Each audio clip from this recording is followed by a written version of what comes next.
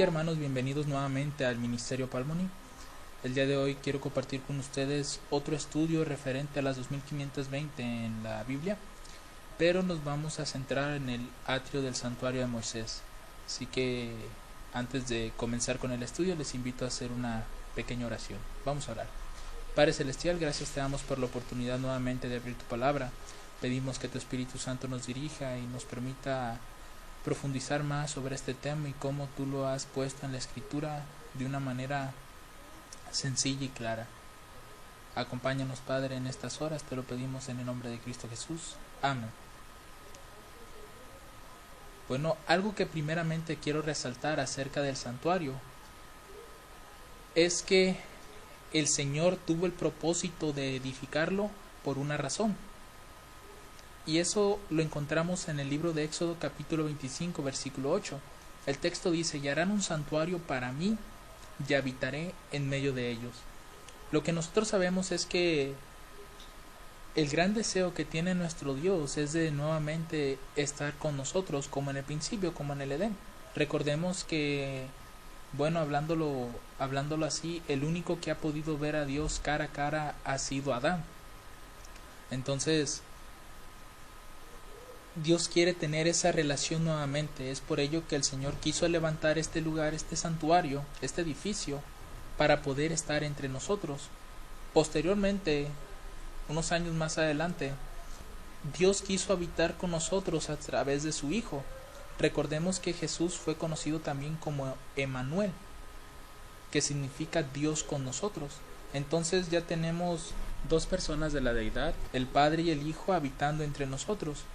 Después, cuando Cristo ya no puede estar aquí en la tierra, tiene que regresar al cielo y comenzar su obra intercesora en favor nuestro. Dejen lugar a la tercera persona de la deidad, que viene siendo el Espíritu Santo. Entonces, hasta este momento el Espíritu Santo está entre nosotros, y aquí podemos ver a la deidad que siempre ha querido habitar en medio de nosotros. Tanto el Padre como el Hijo y como el Espíritu Santo han estado con nosotros en todo momento. Y este es el deseo que el Señor tiene para con nosotros. Además, podemos añadir de que el hecho de que el santuario estuviera ahí también era símbolo de purificación, ya que recordemos que cada una de las partes que contenía el santuario era para sacrificar corderos que representaban o tipificaban a Jesús, que tenía que morir más adelante por nuestros pecados. Entendiendo esta parte, pues vemos que el Señor, el propósito que tenía era habitar entre nosotros y sobre todo perdonar nuestros pecados para que en el día de la resurrección podamos levantarnos y estar con Él para siempre. Algo que debemos destacar también y no pasar por alto es el hecho de que Dios le dio una orden a Moisés. Aunque cuando uno lo lee, más que nada pareciera ser como un tipo de consejo, porque dice Éxodo 26:30, dice: y alzarás el tabernáculo conforme al modelo que te fue mostrado en el monte. Es decir, que si a Moisés no le agradaba, por ejemplo, que a lo mejor el candelero de oro tuviera, no sé, algunos 10 codos de alto, a lo mejor Moisés dijo: bueno, hay que cambiarlo a 12, pero tuvo una orden clara de Dios. Y le dijo a Moisés: quiero que todo lo hagas conforme al modelo. Así que no importaba si a Moisés o a lo mejor algún otro de los maestros artífices que estaban haciendo los objetos del santuario, ellos no deberían de cambiar las medidas o cambiar las formas, porque todo era conforme al modelo que Dios le mostró. ¿Por qué? Bueno, pues porque todo eso iba a representar algo. Eran figuras y sombras tanto de las cosas celestiales como también de las cosas terrenales, pues recordemos que Jesús vino a cumplir todo ese sistema de sacrificios que se venía haciendo durante años. Pero hay algo interesante, y es que si nosotros vamos al libro de Hebreos, Pablo añade un detalle importante respecto a ese mandato. Dice: los cuales sirven a lo que es figura y sombra de las cosas celestiales, como se le advirtió, noten la palabra, se le advirtió a Moisés cuando iba a erigir el tabernáculo, diciéndole: mira, haz todas las cosas conforme al modelo que te ha sido mostrado en el monte, que está mostrado en el monte, perdón.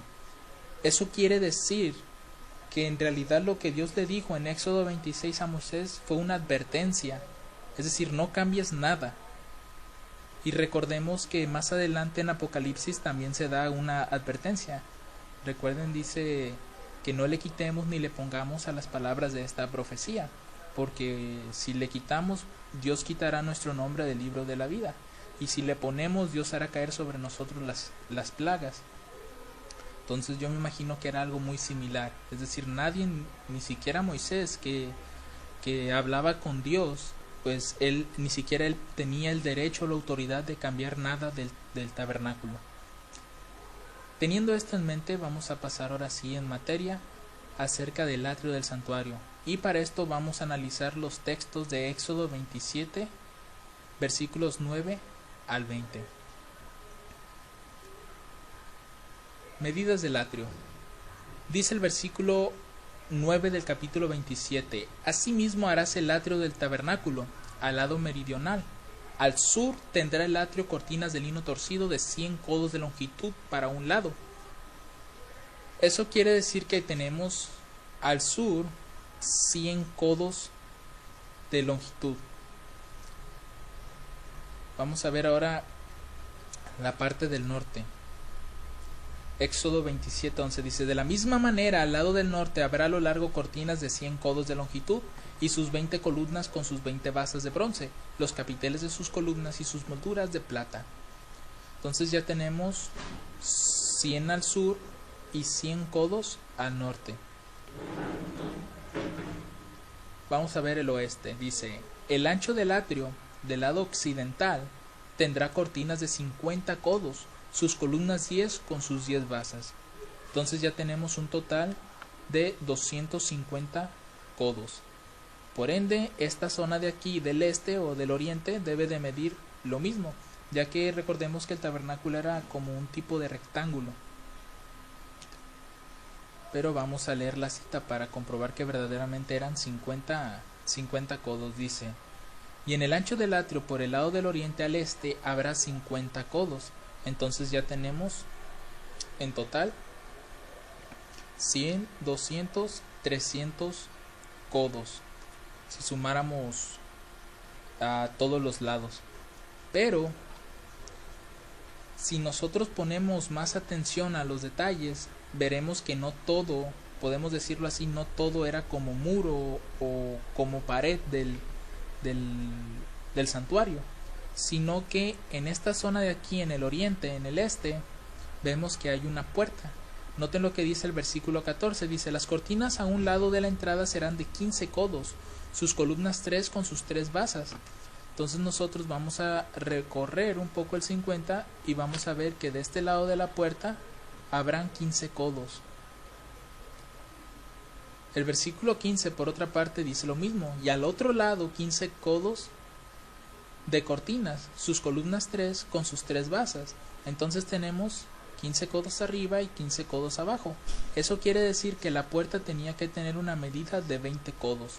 Y así 20 más 15, 35 y 15, 50.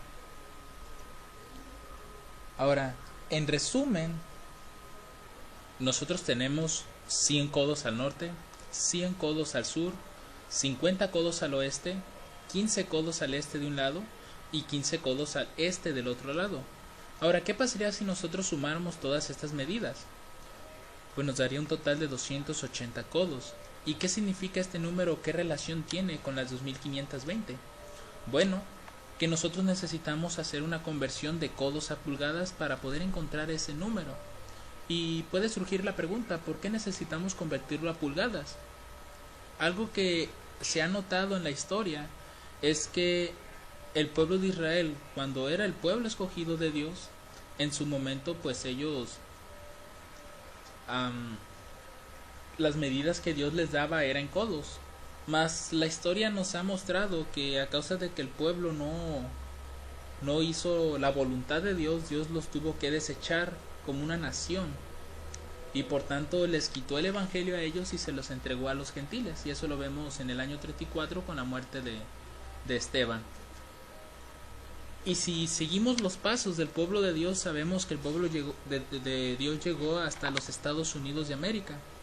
Ahora, sabemos que nuestra iglesia, mediante un movimiento que inició Guillermo Miller, sabemos que Dios le entregó a él a la primera cadena de verdades y le entregó muchas otras preciosas joyas proféticas que hoy en día conocemos, junto con sus colaboradores, claro. Y a través de eso, nosotros si vemos dónde se levantó el profeta de nuestra iglesia, pues también vamos a encontrar que fue en Estados Unidos. Entonces, teniendo presente todos estos puntos, podemos decir que Estados Unidos es la tierra gloriosa actual. La antigua tierra gloriosa era pues Jerusalén, pero recordemos que, como lo mencioné, fue rechazado ese pueblo a causa de que no quería obedecer a su Dios, y ahora Dios establece su pueblo en los Estados Unidos de América. Entonces, cuando nosotros vemos, por ejemplo, los sueños que tuvo Miller o algunas de las visiones que tuvo la hermana White, vamos a encontrar que las medidas que Dios le entregaba, todo estaba en pulgadas. Entonces, ¿cuánto equivale un codo a pulgadas? La respuesta es 18. Entonces vamos a multiplicar 280 por 18 pulgadas y nos da un total de 5040 pulgadas. ¿Y qué representa este número? Pues que si nosotros dividimos 5040 pulgadas entre 2, nos da 2520 dos veces. Ahora, ¿por qué lo estamos dividiendo entre 2? Recordemos que esta profecía, al principio, si el pueblo se hubiera mantenido unido, pues la profecía iba a correr como una sola, pero a causa de que el pueblo se dividió en las 10 tribus al norte y las 2 tribus al sur, Israel y Judá, pues la profecía también tuvo que dividirse. Entonces sé de ahí por qué razón nosotros dividimos el 5040 entre 2. Con esto, hermanos, nosotros podemos notar que la Biblia nos está hablando de este número, de este 2520 en muchísimos ejemplos y sobre todo en el santuario.